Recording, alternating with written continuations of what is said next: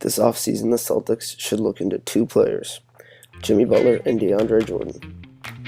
This year's most improved player, Jimmy Butler, really came into his own. He averaged 20 points per game and became the number one scoring option for the Bulls when they really needed it after Derrick Rose went down again for the third straight season. He has the qualities that the Celtics would need for the wing position. He can drive, pull up from mid, shoot, and is very athletic. He's a great defender and can be a perennial all-defensive first-team player. He's very technically sound, and when put next to Avery Bradley and Marcus Smart, would make a very, very viable 1-2-3 defensive option. Butler can provide the Celtics a go-to scorer, something that they needed all year long, and in the starting role. He can be a point man as well, and pass the ball off to his teammates to score some easy baskets. Jimmy Butler is a restricted free agent this summer, so that might make it a little bit tougher to pry him away from the Bulls.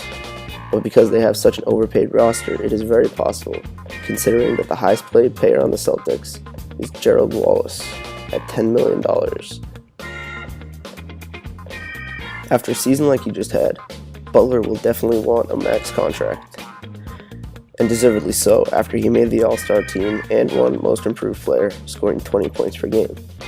But the question is, does he really deserve it, and should the Celtics give it to him?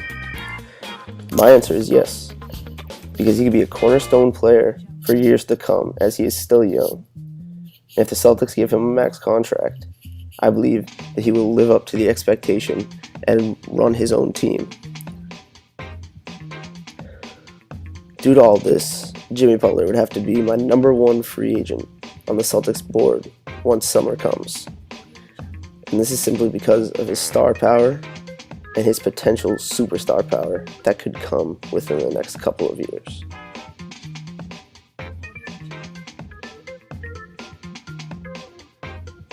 DeAndre Jordan is the next player that they should look at. Another player that may be a max contract. He's a 7-foot center that is a defensive specialist. However, he is very athletic and can provide electrifying dunks on the offensive end of the ball.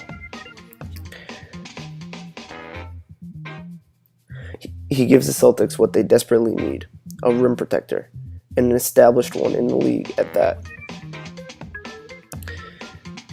He's a very good rebounder as well, as he has averaged double-digit rebounds over the past 2 seasons in the NBA. He's really established a lot of star power over these last couple of years under the head coaching of Doc Rivers, who has mentored him and given him a distinguished role in the offense and defense. He really provides a stable body in the middle of the paint to allow Chris Paul and Blake Griffin to do their due on the offensive end and the defensive end. On defense, his teammates know that they have someone back there that can block shots and can send it into the next row. This is something the Celtics haven't had since the likes of Kendrick Perkins were in town. And he would be a great addition to the team that could propel them into the playoffs once again and possibly get in to the second round.